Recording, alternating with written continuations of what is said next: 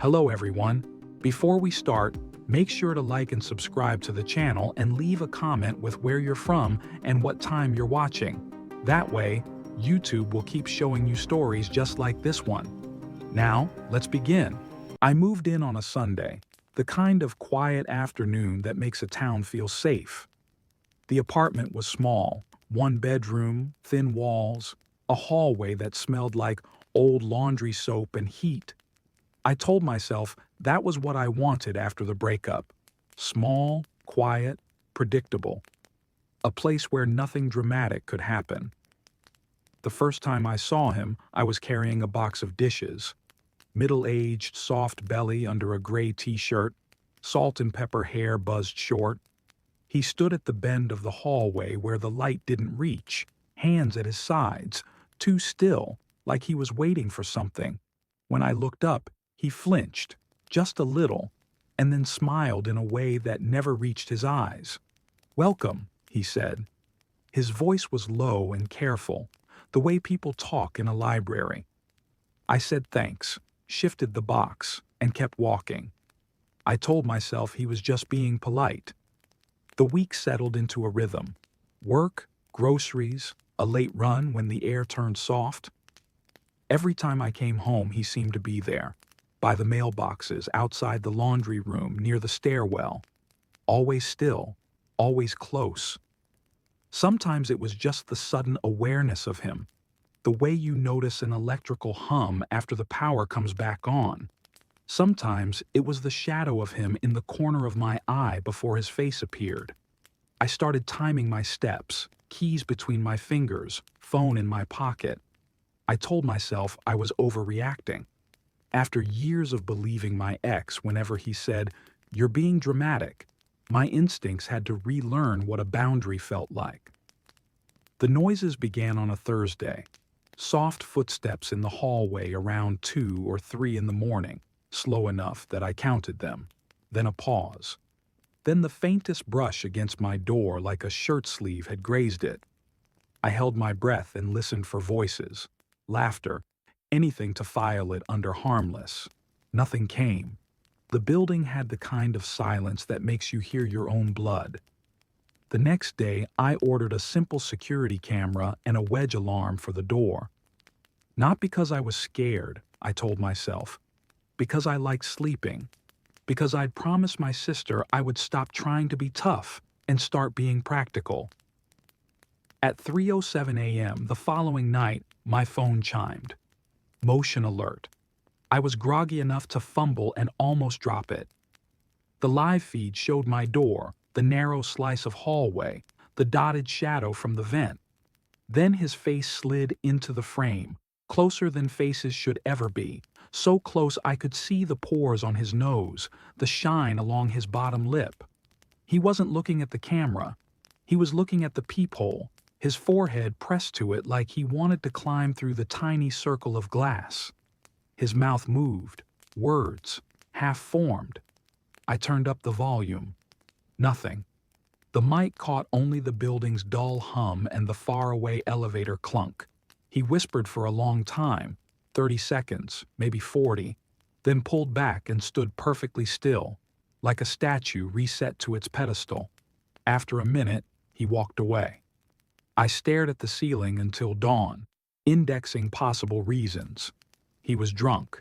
He was lonely. He was sleepwalking. I made coffee. I watched the clip again and saw something I missed. His left hand rising, 2 fingers hovering over my deadbolt like he was feeling the metal. Not trying it, learning it. He wasn't by the mailboxes that afternoon. He was at the bend of the hallway again, where the light failed, just far enough that, if I pretended not to see him, I could hurry past without saying anything. I didn't pretend. "Do you live on this floor?" I asked, keys already in my hand. "Been here a long time," he said. He looked past me, down the hall toward my door as if it had called his name. "You're new." "I'm fine," I said, though he hadn't asked. My voice came out flatter than I wanted. I walked to my door, let the deadbolt click loud, slid the chain. I waited. No footsteps. No cough. The kind of quiet that sounds like a held breath. 2 in the morning. 3. My phone stayed dark. I fell asleep in the short, unsure way a new mother sleeps. One ear open, muscles half clenched. In the morning, I noticed the hallway rug had shifted an inch to the left. Maybe the building's air had moved it. Maybe one of the kids from 2C dragged their backpack across. Maybe. I set a thin piece of clear tape over the seam of the door in the frame. It's a trick my father taught me when I first started living alone. If the tape is broken when you come back, someone opened the door. Simple, childish, effective. That night the alert came at 3:01 a.m. He was there again, not flinching, not blinking. Just that same patient stillness that felt less like patience and more like possession. He leaned in, mouth to the peephole, and whispered the same way as before. I froze the frame, zoomed in. I couldn't read lips, but I could see a shape repeated. You. The YY sat wide in his mouth. The ooh stretched long, the U soft as a sigh. You. I emailed the landlord. Friendly tone. Attached the clip. Hi, I wanted to make you aware of some late-night loitering in the hall. Could we add another light? The reply came mid-morning. Thanks for flagging. Hall lights are on sensors. We can't put brighter ones. Avoid confrontations. Let me know if anything serious happens, as if I didn't understand what serious meant. I bought a second camera and angled it toward the living room, pointed at the hallway inside my apartment so that if the door ever opened, I'd know. I set a cheap audio recorder on the kitchen counter. I sprinkled a light dusting of flour between the door and the small area rug, just enough to catch a footprint if one wanted to be caught. At 2:58 a.m., 3 minutes earlier than the night before, the alert pinged. He stepped into view like he was following an appointment the building itself had set. Close. Closer forehead to glass, whispering. The left hand rose again, fingers grazing the deadbolt, slow, curious. Then the slightest tilt of his head, as if he'd heard me breathe on the other side. I didn't breathe. I didn't move. I counted the beats in my chest as if they were footsteps moving away. 10, 20, 30. The clip ended. He didn't. Something touched the metal of my door from the other side. A faint staccato scrape like a thin wire learning a keyway. The chain was tighter than it had ever felt. The skin between my shoulders prickled and went cold. The scraping stopped. The hall stayed quiet. I stared at the seam where my tape sat, my little proof. It held, unbroken, right until I fell asleep at dawn with the phone in my hand. When I woke, the tape was split clean down the middle with a neat new tear. Inside, my living room camera had captured nothing at all. I didn't go to work. I sat at my kitchen table with coffee that tasted like metal and watched the hallway camera feed in loops, searching for the moment the tape had torn. It never showed. Between 2:58 and 3:06 a.m., his face, his whisper, his stillness. Then the empty frame. Somehow, the proof I set outside had changed without the camera seeing it. There are only a few ways to explain that. None of them feel good at a kitchen table in daylight. I called the non-emergency line. I kept my voice steady and left out words like terrified. The dispatcher listened, asked if I had immediate danger. I said not right now. She told me to save the videos, to call 911 if he attempted entry again, to consider staying with a friend. I didn't say I didn't want to leave. I'd left enough in the last year. By late afternoon, I had a plan. I moved my car to the street so it looked like I was gone. I set the living room camera to send clips to the cloud and my sister's phone. I put a line of baby powder across the inside of the threshold. I hung a small bell on the chain that would jingle if the door moved more than an inch. I propped a cheap motion-activated light on the bookshelf facing the hallway. I left a note on the counter with the date and time, signed it in ink. my own witness statement to myself. At 10:30 p.m., I took a blanket, my laptop, and my phone and sat in the back seat of my car with the seat folded down. The apartment's windows were 3 floors up. I could see my own living room as a reflection in my screen. Midnight crawled. The town went soft. A train wailed somewhere far and thin. At 2:55 a.m., my phone vibrated. Motion detected. Hallway. He was early. He stepped into the frame with that same patience, like he'd never had to hurry for anything in his life. He listened at the door before he leaned in.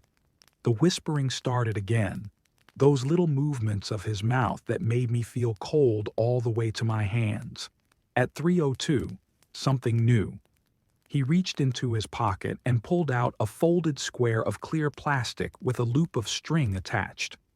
He slid the plastic under my door, fed the string through the gap, and tugged. The plastic lifted the door's inside handle, slow and precise. The bell trembled once, so soft the mic didn't catch it.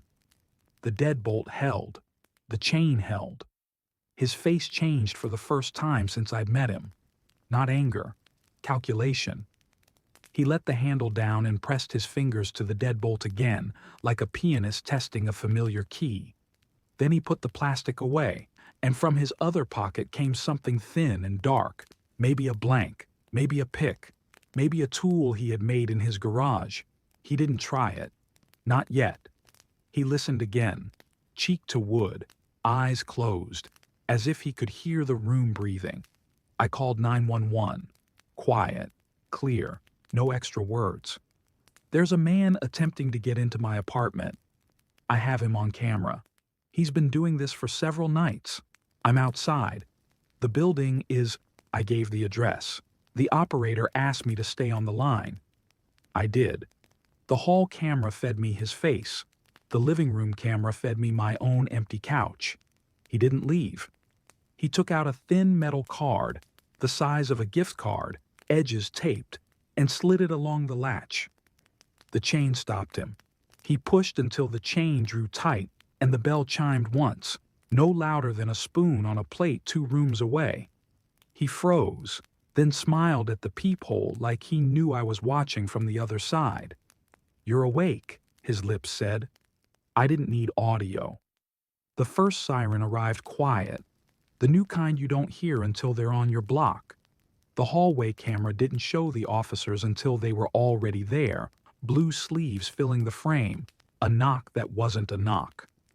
Police. His face turned toward the sound, then toward my door again like he couldn't decide which was more unbelievable. He stepped back. He put his hands up. He tried to make his shoulders look small. He told them he lived there, that it was a misunderstanding, that he was worried about the girl. He kept saying girl as if that word could shrink me into something he could fit under the door. I walked up the stairs while they were still talking to him. My legs felt like they belonged to a taller, steadier person. The officers looked at me, then at my phone, then at the live feed I held out. The one on the left asked if I wanted to press charges. The one on the right asked if I had management on call. I said yes. I said yes. I said, "Please rekey my door tonight." Management came, keys changed, a report was filed. He was led down the hall without handcuffs because the officer said he wasn't resisting, and because the worst part of this kind of crime is how quiet it looks under fluorescent light. As he passed me, his eyes slid to the living room camera sitting on my bookshelf, then back to my face. He didn't speak. He didn't have to. The footage was already in 3 places that didn't care how softly he had whispered. After they left, the apartment was still. Too still. I vacuumed the baby powder and found prints, 2 clean half moons where his shoes had stopped against the line, and a faint oval where his weight had tested the chain. I took photos, dated them, emailed them to the case number.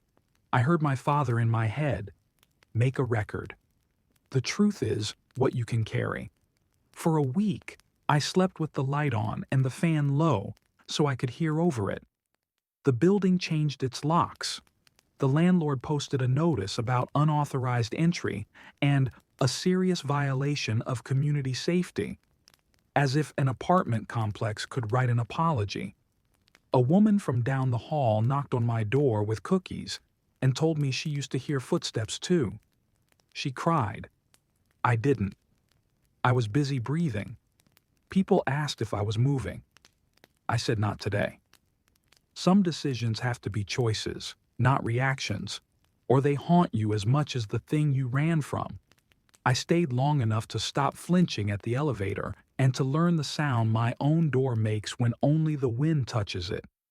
The officers called once more to say charges were filed: attempted burglary, trespass, possession of burglary tools. They told me about a protective order and a court date. I wrote it all down, the truth, again, in a form I could carry. On the first night I turned the light off, the room felt heavier. Not bad, just full of all the proof I had gathered. I lay there and listened to the quiet and the small noises that any place makes when it's yours. The fridge sighing, the pipe tick 2 floors down, my own breath learning its old rhythm. I slept. Sometimes, when I pass the bend in the hallway where the light fails, I feel that old hush. I look straight into it until my eyes adjust and see nothing but wall. It isn't that nothing scary can live there. It's that I know how to light it now. I still keep the cameras. I still set the deadbolt. I still sign and date things. A habit I've earned. People think peace is a feeling that arrives, the way a delivery shows up when you're home to hear the knock. For me, peace is a thing I built with timestamps and quiet calls and the stubborn decision to stay long enough to stop hearing someone else's breath at my door. The town is the same. The hallway still smells like soap and heat. And when I look through my peephole, the only face I see is my own, small and round, a little tired maybe, but unafraid. I rented the house because it was cheap, close enough to campus that I could walk, and because I didn't have many options. 1 bedroom, low ceilings, floors that groaned if you walked too quickly. It smelled like old wood and dust, but I told myself it would do. I was 21, carrying student loans and part-time jobs, so comfort wasn't on my list. Survival was. The house sat on a narrow street lined with similar rentals, all peeling paint and crooked mailboxes. My closest neighbor was an old man who lived in a square, faded house with a sagging porch and a small yard. Every afternoon I saw him outside with a rake or newspaper wearing the same brown cap. He looked harmless, quiet. I didn't think much about him until the first night. That night, while unpacking boxes, I took the trash out and noticed a faint glow in his basement window. It wasn't bright, just a thin, flickering bulb that cut through dust like a dying candle. The strange part was how sudden it appeared. The whole house had been dark until then. Within seconds, the light blinked twice, shivered, then went out.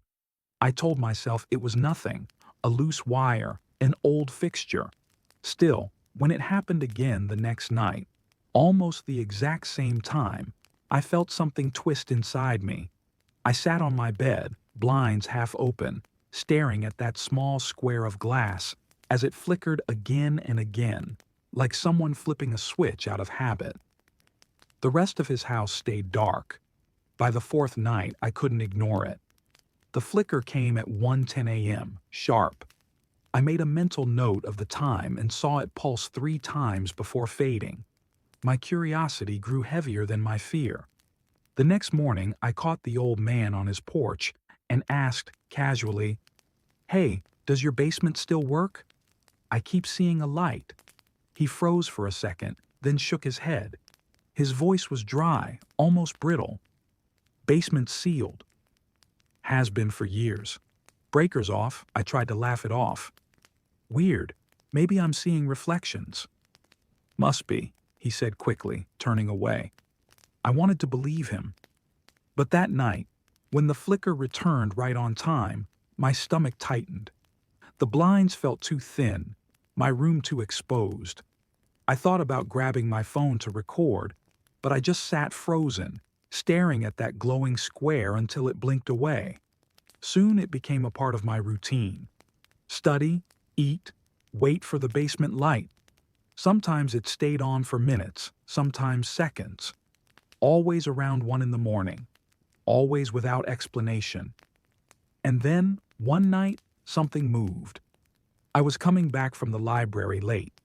The street was empty, the air sharp with early autumn.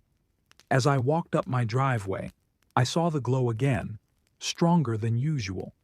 This time it didn't flicker, it stayed steady, almost like someone had turned it on deliberately. I stepped closer, pretending to adjust my bag, and peered through the grimy glass. That was when I saw it. A shadow stretched across the basement wall, not a clean shape, not a person exactly. Too long in the arms, too crooked in the head.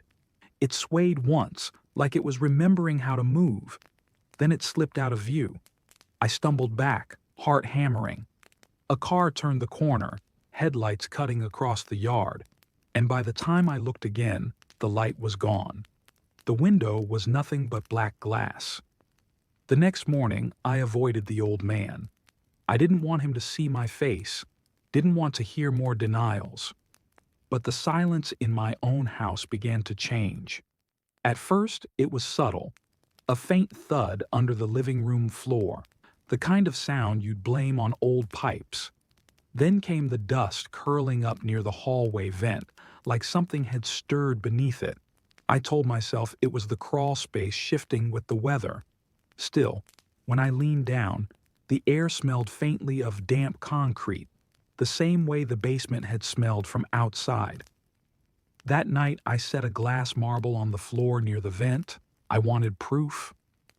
Hours later, while I was half asleep, I heard a faint click and opened my eyes just in time to see the marble roll steadily toward the vent before tapping against the grill. The house was perfectly still, but the marble moved like the floor had tilted beneath it. I didn't sleep. I sat there with my knees pulled up, staring at the vent. Just after 1, the basement light flickered again across the yard, and beneath me, faint and measured, came the sound of footsteps, soft, deliberate, pacing under my floorboards where no one should be. I couldn't shake the sound of those footsteps under my floor. They weren't random creaks or animal scurries. They were paced, steady, like someone tracing my steps from below. The next morning, I lifted the pantry hatch where the crawl space entrance sat. The wood felt newer than the rest of the house, like it had been replaced recently. A cold draft breathed up from the gap. I lowered the hatch quickly, heart racing, and fetched my phone. That afternoon, I bought a cheap motion camera from the campus store and set it inside the crawl space, propped on an old paint can. Its lens faced the dirt floor and joists. I shut the hatch tight and sprinkled flour across the seams, just like I'd read online. If anything opened it, I'd see the prints. That night, I sat on my bed with the live feed open. At 1:08 a.m., the glow flickered in the neighbor's basement window, brighter than ever. My crawl space camera stayed still at first, showing only black. Then came the sound. A faint scrape, like dirt shifting. A low exhale that didn't belong to pipes or wind. The flour on the hatch remained intact, but my phone buzzed with movement alerts. At 1:12 a.m., the marble by the vent began trembling again. This time, it didn't roll. It jumped slightly, as if something below had tapped directly under it. Then came 3 distinct knocks under my bedroom floor. Deliberate. In rhythm. I froze. The live feed blurred, static crackling through, before a dark shape briefly occluded the camera. Not a rat, not anything with 4 legs. A hand. Thin, long, coated in soil. The fingers pressed against the lens, smearing dirt across it before withdrawing. I slammed the hatch shut with extra weight on it and shoved a chair over the top. My breathing was too loud, and I was terrified it could hear me. At 1:17 a.m., the basement light across the yard went out instantly. The crawl space grew silent. The following day, I confronted the old man again. His hands shook as he lit a cigarette. "I told you," he muttered. "Sealed. You leave it sealed." "What's in there?" I demanded. His eyes flicked toward the basement window and then away, like he was afraid of being overheard. "Things come through water lines. Through drains. I tried to shut it down years ago. It doesn't stop." He stubbed the cigarette out so hard the filter bent. "You need to move." That night, I couldn't resist testing it again. I placed another camera in my living room facing the vent and set my phone to alert me immediately. I lay awake, the silence pressing on my chest. At exactly 1:09 a.m., both cameras pinged. The basement light across the yard flared bright. My vent camera caught dust falling in a slow drift. Then, in perfect clarity, two long fingers slid through the narrow slits of the grill, curling like they were searching for leverage. The chalk I'd lined around it smeared as those fingers dragged back, leaving trails like claws. The crawlspace camera blinked to static. When it returned, something tall and crooked was crouched near the lens, too close to be fully seen. A face leaned forward, if it was a face. Skin stretched wrong over bone, mouth too wide, eyes reflecting dull gray like wet stones. It tilted its head as if listening. My phone speaker, still active, repeated my own breathing back at me. That was when I understood. It could hear me. I panicked and called 911, whispering, "Something's in my house." My voice cracked. The dispatcher told me to stay calm. Officers were on the way. The pantry hatch groaned. The chair on top rattled. The screws I'd driven squealed like they were being pushed from below. I pressed myself against the bedroom door, scraper in my hand, though it felt ridiculous. Through the thin walls, I heard the slow drag of something heavy crossing dirt. Then the soft thump of palms against the hallway baseboards, like it was feeling its way through my home. I don't remember breathing until the sirens flared outside. Blue light cut across my blinds. The sound inside the crawl space stopped instantly, like a switch had been thrown. My cameras went dead black. When the officers knocked, I nearly collapsed. They swept the house, checked the crawl space, even opened the neighbor's basement after some persuasion. What they found wasn't exactly a crime scene, but it wasn't normal either. Old storm drains had collapsed beneath both properties, connecting them through underground channels. In the neighbor's basement, the concrete was cracked and clawed, as if something had been scraping upward for years. In my crawl space, they found fresh impressions in the dirt, long handprints, wide strides, but no footprints that matched any human. The old man said nothing while they worked. He just stood with his cap in his hand, pale in the flashing lights. The city eventually filled the drain with concrete, sealed the basement, and bolted my hatch shut. They called it preventive safety maintenance. I moved out a week later. I packed with every light on and never looked into that crawl space again. Now, in my new place, I sometimes wake at 1:08 a.m. out of habit. I listen for footsteps beneath the floorboards that aren't there. But sometimes, in the silence, I imagine I still hear that faint tapping under the vent. Like whatever lived under those drains wasn't trapped at all. It just learned to wait. I moved into the boarding house because grad school ate my money and this place didn't ask for much. The rent was low, utilities included if I didn't abuse the radiators, and the rules were typed on a yellow sheet thumbtacked by the stairs. No parties, no overnight guests without notice, quiet hours after 10. The hall smelled like floor polish and old books. Every door had been painted too many times, so the knobs felt sticky even when they were clean. My room was on the second floor, 2A, small enough that my bed touched the baseboard heater. Next door was 2B, the locked room. The first time I noticed it, I wasn't thinking about ghosts. I was thinking about boxes and deadlines and the way the hallway light hummed. 2B had a door that looked like every other door except that the keyhole had been painted shut, and a line of stray nail heads studded the jamb where the frame met the plaster. The knob didn't turn. The door didn't flex when I leaned on it. It felt like a wall pretending to be wood. The landlord, a woman in her 60s named Mrs. Keene, wore wool cardigans even when it was warm. She kept the mail sorted by last name and had a way of listening that made you tell the truth. When I signed the month-to-month, I asked who lived in 2B. No one, she said, quick, and added the smile people use to end a topic. Storage. Long time now. Everything was quiet during the day. The house made normal old house sounds, radiators ticking, pipes muttering, someone's kettle singing 2 floors down. At night, the quiet got a shape. The first week, I woke to a hush so complete it felt like pressure. Then, past it, a new sound. Low, muffled, like a person whispering through cloth. I lay very still and told myself it was the late-night TV of the guy across the hall. The wall between me and 2B felt cooler than the one by the window. I put my palm against the paint and felt a faint vibration, nothing you could measure but enough that my skin read it. The second night, it came again. The whispering gathered into a sound like a word. Not mine. Not any word I recognized. I pressed a glass to the wall, the way kids eavesdrop on sitcoms, and listened. Breathing. Then a rustle. The kind a sleeve makes when someone lifts a forearm to their face. I moved the glass a few inches along the seam and the sound sharpened.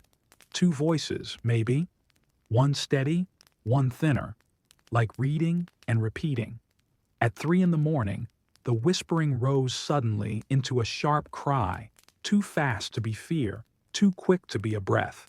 It cut itself off in the middle like a tape stopped with a finger on the spool. I sat up, heart loud, waiting for someone to pound on a door, for feet to run, for a neighbor to curse. Nothing. The house rested around the sound like it had learned to hold it. In the morning, I told myself it was plumbing. I went to class and watched first years panic about their first midterm while I took notes on theories I was supposed to care about. On the walk home, I rehearsed what I would say to Mrs. Keene that wouldn't sound like I was accusing her of something. I think I heard the TV, I tried. Do the walls carry sound? When I reached the porch, she was already on the steps sweeping leaves into neat piles with too much focus. I asked about thin walls. She said old houses are honest. I asked again, lighter, about 2B. Unoccupied, she said. Sealed after an incident. You keep to your side, dear sealed? I said. After a tenant, she said, each word carefully folded. Years ago, a gas leak. The city wanted the room closed until they could fix the line. We never reopened it. Safer. She pressed the broom bristles hard into the grain like she was combing a stubborn knot. You'll be fine if you remember your quiet hours. That night the whispers returned earlier, as if they had learned my schedule. 10:40. 11. At midnight I turned off my lamp to see if that changed anything. Without light, the room picked up the glow from the hallway bulb through the crack under my door. Dust floated like a faint weather system. The whispering slipped through the wall like steam, not pushed, not urgent, just present. I put the glass back, then took it away, because it made me feel like a thief. I set my phone's recorder on the nightstand and hit record. In the morning, the file played back nothing more than a soft hiss, as if the house had cleaned the sound before giving it to me. The next day, I tried to forget. I drank coffee that tasted like pennies and graded freshman essays. I told myself that people die in buildings and we live in them anyway. After dark, I put a sticky note on the inside of my door. Don't listen, because I wanted to choose who I was. At 1:16 a.m., I took the note down. I put my ear to the plaster, not the glass. The paint was cool enough to raise the hair on my arm. At first, It was the same murmur. Then I heard my name. Not loud, not even clear, but the shape of it was mine, drawn slowly, careful not to spook me. I waited for my brain to accuse itself of making it up. It didn't. The name came again, closer to the seam, as if the mouth that said it had found where my ear was. I said, "Hello?" into the wall before I could decide not to. The whispering stopped. Then a slow scraping began, like a chair leg moving 1 inch at a time across a screwed-down floor. I stepped into the hall. The radiator hissed near the stairs. The light threw a halo onto 2B's paint. Up close, the door showed its decisions. 3 different layers of white, hairline cracks around the strike plate, nail heads sunk and painted over where hinges should have been. A thin line of caulk sealed the edge where the frame met the plaster. Whoever closed it had wanted air and sound to stay on their side. I touched the knob. Cold. Paint gathered at the base like a cuff. It didn't turn. Of course it didn't turn. But the metal had that slight give of something with purpose under it. Spring, latch, the mechanics of entry and refusal. I put my ear to the wood and heard nothing at first. Then a hush, like a person holding breath. Then the faintest sound of a key being set down on a table far away. I knocked, gentle, twice. The knocks sounded muffled and embarrassed in the hall, smaller than I meant them to be. "Mrs. Keene will kill me," I whispered, though no one was there to hear. The silence on the other side felt like someone waiting for me to be done with my side of the ritual. Back in my room, I tried to be rational. I checked the shared wall for vents. I looked for registers, pipes, any path the sound could take. There was nothing but plaster and stud. I held my phone under the crack where light leaked from the hall, angled the camera toward 2B's threshold, and hit record. For the next hour, my footage captured an empty strip of hallway and the slow dimming of a dying bulb. When the light finally flickered and steadied, the audio snagged a single noise, a breath that did not belong to me, right behind the wood. On the 4th night, I couldn't stand it anymore. I waited until the building settled, until faucets stopped their coughs and the last bathroom flush moved away like a distant train. I took the thin butter knife I used for everything and slipped into the hall in socks. 2B's keyhole was painted shut, but paint flakes give if you worry the edge long enough.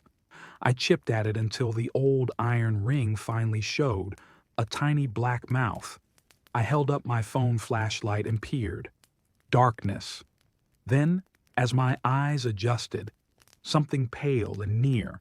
The flat of a chain hanging slack against wood, looped through an eyelet, the kind you mount on the inside of a door when you want to be very sure no one comes in by mistake. I looked at the knob again, right where the stem meets the rose. A thin scratch curved there, a bright crescent cut through paint by something hard turning from the wrong side. I pressed the knob and felt a tremor come back through the metal, not the click of a latch, something softer, like a fingertip testing it from inside. I pulled my hand away. The air around the door felt colder than the hallway. Far down the stairs, the front door opened and closed, the late shift nurse from 1C coming home. The normal world returned with her footsteps. I stood a moment longer, not touching the wood, and told the empty space between us, "I hear you." From the other side, very gently, someone set their ear to mine. I tried to convince myself that what I'd seen in the keyhole meant nothing. Maybe the chain had been left there decades ago, forgotten when they painted the door shut. Maybe the scratches on the knob were from some old attempt at repair. I told myself this as I sat in class, as I walked through campus, as I ate dinner. But every night the sounds came back. The whispers were clearer now, not words I could always recognize, but tones, inflections. Sometimes it felt like 2 people, sometimes only one, speaking as though they were answering themselves. At times, a sharp cry would split the silence, so sudden that I sat upright in bed with my heart pounding. Once, in the dead of night, the whispering seemed to pause, then shift, slowly, carefully, into the sound of my own name. The first time I heard it, I froze. The second time, I pressed my palm flat to the plaster, my breath shallow, listening. It came again. My name. Low, almost tender, like the way a parent might call a child from across a dark yard. My skin crawled, and yet I couldn't move away. By the fifth night, sleep was impossible. I stayed up, waiting, watching the shadows pool at the corners of my room. Around 1 in the morning, the whispering began again, rising like steam from the wall. I put the glass against the plaster, and what I heard chilled me to the bone. The sound of fingernails dragging slowly across wood, followed by a dull thump, as if someone had pressed their forehead against the inside of the door. I told myself I wouldn't go into the hallway again, but by 2, I was standing there barefoot, staring at 2B. The hall light buzzed weakly overhead, casting a thin glow on the sealed frame. I leaned close and whispered, "Who are you?" The silence that followed felt thicker than sound. Then came a faint rattle, the unmistakable clink of a chain being tugged gently against metal. I staggered back, my throat dry. The door hadn't been sealed from my side at all. Someone had fastened it from within. The next day, I confronted Mrs. Keene. I told her everything. The cries, the whispers, the chain. Her face went pale beneath the wool scarf she always wore. She shook her head fiercely. "No one is in that room. No one has been for years." "Then why is it locked from the inside?" I demanded. She wouldn't meet my eyes. "Because it has to be." That night, I set my phone to record in the hallway. I left it propped against the baseboard across from 2B, camera aimed directly at the door. In the morning, when I checked the footage, my stomach twisted. The screen showed the hallway, empty and still. But at 3:14 a.m., the doorknob of 2B trembled, just slightly, as though someone inside had touched it. Then, faintly, the chain clinked again. I couldn't stay away anymore. The next night, when the whispers began, I left my room. I carried the butter knife, though I didn't know why. I pressed my ear against the wood, my pulse drumming. The voice inside said my name again, soft but unmistakable. With shaking hands, I chipped more paint away from the keyhole until I could see. At first, there was only darkness. Then, slowly, movement. A pale shape shifted just beyond the chain. Skin, maybe, stretched too tight across bone. A shadow leaned closer until it filled the hole. I jerked back, heart hammering, but I couldn't stop. I pressed my eye to the hole once more. That was when I realized the most terrifying truth of all. The door wasn't keeping me out. It was keeping something in, and whatever it was, it had never stopped waiting for someone to open it. I stumbled backward into the hall, nearly tripping over myself, my breath ragged. Inside, the chain rattled harder this time, the doorknob twisting faintly. From behind the door came a single sound, stretched and broken, yet horribly clear. Laughter, low and breathless, as though whatever was in that room had finally found what it wanted. I didn't sleep that night, and I knew, deep down, that if I stayed another, I wouldn't leave at all. When I first moved into the neighborhood, I thought it was ordinary. Rows of neat lawns, mailboxes standing like sentries, children's bikes left on driveways. The kind of place where people waved when they saw you, even if they didn't know your name. I wanted quiet after years of apartment noise, and this seemed like the perfect start. The first week passed without trouble. I unpacked, started a garden, even introduced myself to a few neighbors. The house across from mine stood a little different. Paint peeling, hedges untrimmed, curtains always half drawn. I assumed the owner was private or elderly. I didn't think about it much until one evening, while carrying groceries in, I glanced at the upstairs window. Someone was there. A man, I thought. Pale face, expressionless. He stood perfectly still, staring out. I raised a hand in polite acknowledgement, but he didn't wave back. He didn't move at all. I shrugged it off. Maybe he hadn't seen me. The next morning, when I went to fetch the mail, he was there again. Same window, same face, staring directly at me. This time I looked longer, waiting for a blink, a twitch, any sign of life. None came. Uneasy, I forced myself to turn away, telling myself he was probably eccentric, maybe suffering from some illness. But it didn't stop. Every day, at random hours, I would catch those eyes fixed on me. Whether I was mowing the lawn, sitting at my desk, or stepping outside for air, I felt the weight of that gaze. At night, if I opened my blinds, there he was in the same position, motionless, silent, unblinking. By the end of the second week, the stillness began to gnaw at me. People look away eventually. They scratch their nose, shift their weight, blink. He did none of those things. It wasn't just that he stared. It was how he seemed to lock on to me with a patience that felt inhuman. One afternoon, I tested it. I stepped to the left side of my living room. His head tilted, ever so slightly, tracking the movement. I froze. Then I moved right. Again, the head followed, like a predator watching prey through glass. My stomach twisted. No one could hold that posture for so long. I asked the neighbor to my right, an older woman who gardened daily, about the house across the street. She pursed her lips. "Don't bother with them," she said. "They keep to themselves." "Who lives there?" I pressed. She shook her head. "Been here 30 years, and I've never seen anyone come or go. Best not to dwell on it." Her tone shut the conversation down. That night, I sat by my desk, blinds half closed, pretending to read. Every few minutes, I lifted my eyes. He was still there. Same stare, same dead stillness. Around midnight, when the street went quiet and even the crickets seemed to hush, I forced myself to meet his gaze. A strange chill ran through me. Not just fear, but the awful suspicion that he wasn't watching randomly. He was waiting. I couldn't shake it anymore. My sleep grew shallow, broken. Every time I closed my eyes, I pictured his face behind that glass. I thought about calling the police, but what would I say? My neighbor is staring too much? They'd laugh, or worse, think I was unstable.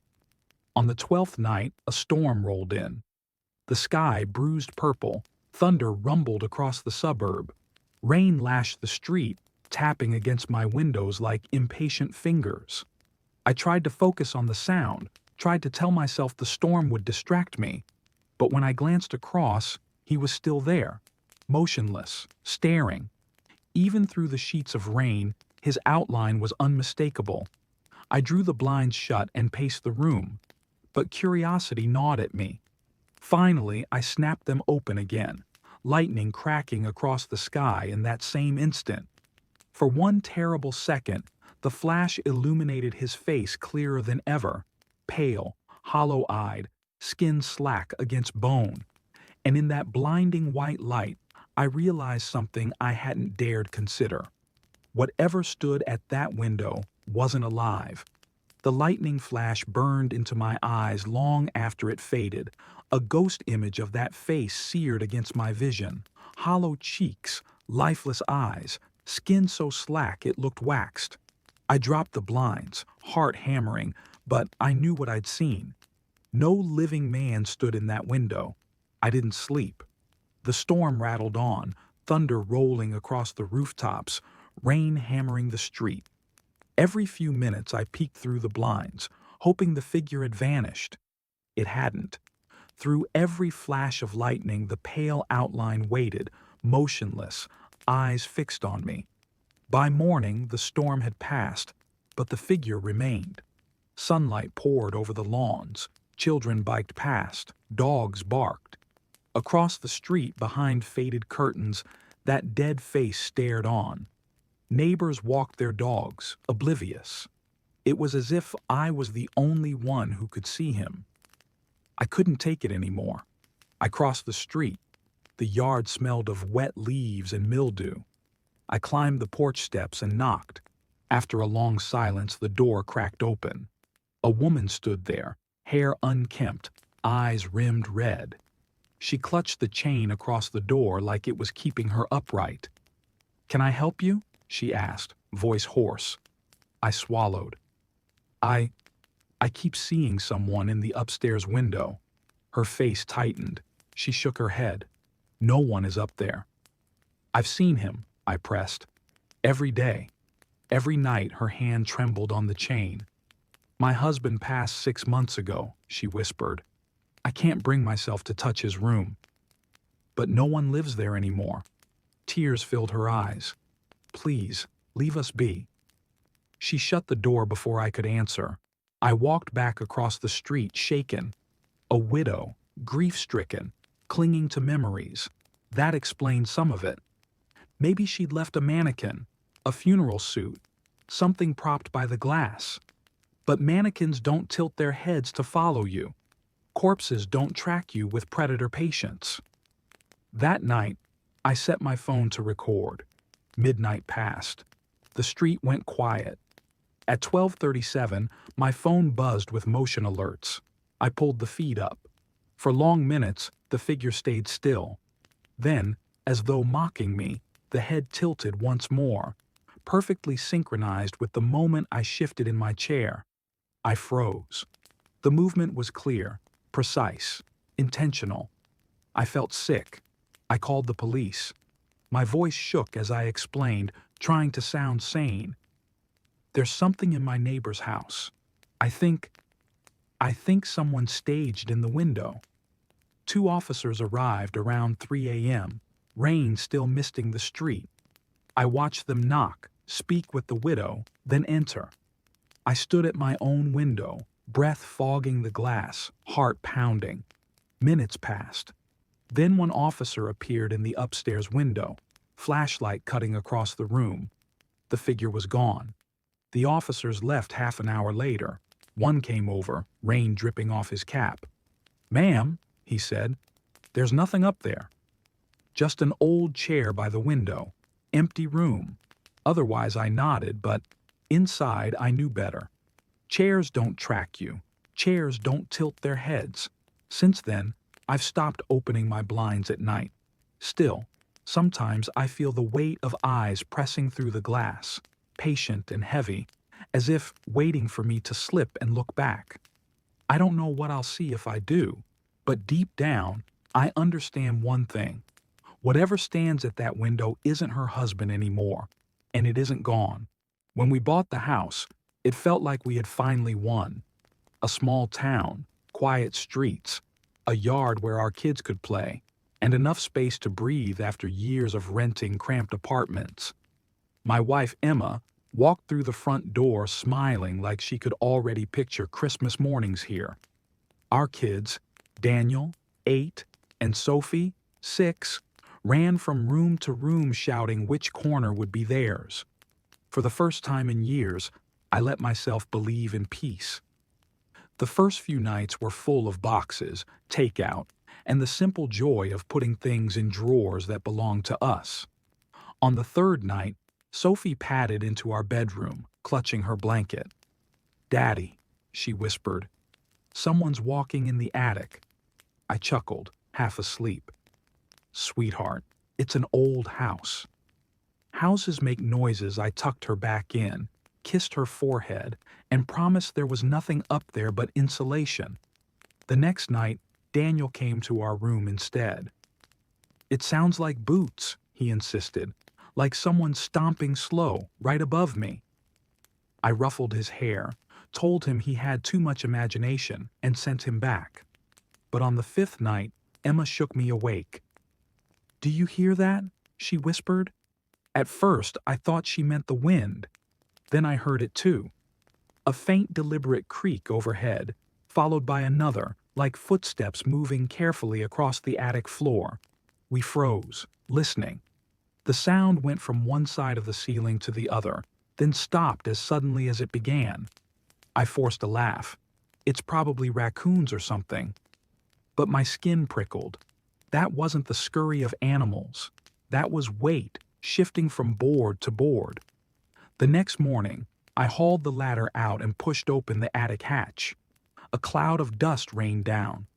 The attic stretched dark and empty, just beams, insulation, and the smell of old wood.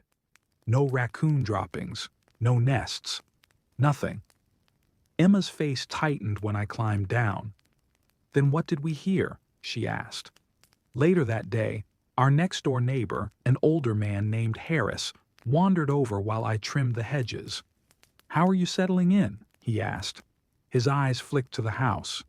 "Kids sleeping all right?" "They say they hear footsteps," I admitted with a sheepish smile. "But it's just the attic creaking." Harris's face darkened. He glanced at my windows as if afraid someone inside might hear. "No family lasts long here," he muttered. "If you're smart, you won't stay either."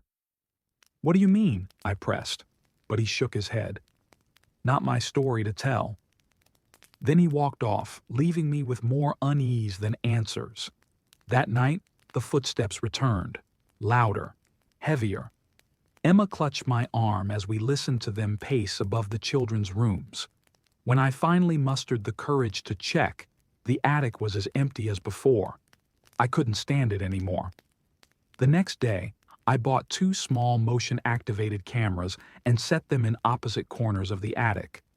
If something was up there, I would see it. At 2:14 a.m., the alert buzzed my phone. I sat up, heart pounding, and opened the feed. The attic was dark, grainy in the infrared. At first, nothing moved. Then from the far corner, a figure crawled into frame. My stomach turned. It was Harris, our neighbor, climbing through a small vent I hadn't even noticed before. He moved on hands and knees, muttering under his breath in a language I didn't recognize. He circled the attic slowly, touching the beams, whispering as if in prayer. Emma gasped when she saw. "What is he doing in our house?" I didn't have an answer. The next night, I stayed awake, staring at the screen. At 2:11 a.m., Harris appeared again, muttering the same rhythmic chants. He pressed his palm to the ceiling above our bedroom, then crouched in the corner, rocking. It was horrifying, but what came next was worse. At 2:17, the camera caught movement behind him. Another shape entered the attic, darker, taller, its limbs bent wrong. Harris didn't flinch. He only kept chanting as the thing paced beside him, its head brushing the rafters. Emma clutched my hand so tightly my fingers went numb. "That's not him," she whispered. "That's not human." And she was right. Whatever walked in our attic that night wasn't Harris, and it wasn't alone. I didn't sleep after seeing that second figure. My mind kept looping the footage. Harris crawling like some ritualist, his lips moving in words I didn't understand, and that taller, crooked shadow gliding beside him. I kept asking myself which was worse, that he was sneaking into my house, or that he wasn't alone. The following morning, I confronted him. He was out on his porch, sipping coffee, looking as ordinary as any neighbor. My throat felt dry. "I know you've been in my attic," I said. His eyes flickered, just for a second, then hardened. "You shouldn't have cameras," he muttered. "That attic isn't yours." "Excuse me?" I snapped. "You bought walls, paint, wood. But the space above?" He trailed off, shaking his head. "It doesn't belong to you." Families keep leaving because they don't understand. I'm the only one keeping it quiet. I wanted to punch him right there, but his calmness rooted me in place. I turned and walked away, but his voice followed. "If I stop, it won't stop." That night, Emma begged me to call the police. I tried, but what could I say? My neighbor sneaks into my attic to chant with something not human. Even I didn't believe how it sounded. So I decided to watch again. I placed 3 cameras now, one in the attic, one at the hatch, one in our hallway pointing upward. At 2:09 a.m., motion alerts rang out. The attic feed showed Harris already inside, kneeling at the center beam, rocking as he muttered. Then, from the far corner, that figure emerged again, taller, skeletal, with limbs too long, head tilted like it was sniffing the air. The camera caught only fragments, an arm dragging the floor, a foot bending backwards, a mouth opening too wide. Harris didn't stop chanting. If anything, he grew louder. The hallway camera showed dust falling from the ceiling in fine streams. Sophie stirred in her bed. My stomach clenched. Then, the attic hatch camera picked something up. The chain latch rattled, just slightly, as if weight pressed against it from above. I ran, yanking a chair under the hatch, holding it shut with my own body weight. Emma clutched the kids, whispering prayers. Above us, the footsteps pounded, heavier than ever. Slow, deliberate thuds circled the attic. Between them, Harris's chant echoed, frantic now, almost desperate. And then came a sound that didn't belong to either voice, a deep, guttural growl that vibrated the plaster. The attic camera blurred with static, then cleared. Harris was no longer alone in a circle. The thing was right behind him, its hands on his shoulders, leaning down as though teaching him the words. My skin crawled. Suddenly, Harris screamed, raw, terrified. The figure bent its head toward the camera, eyes glinting like coals, mouth curling into a grin too wide for its face. Then the feed went black. I heard the attic hatch shift above me. The chain groaned. For one terrible second, I thought it would rip open. But then, silence.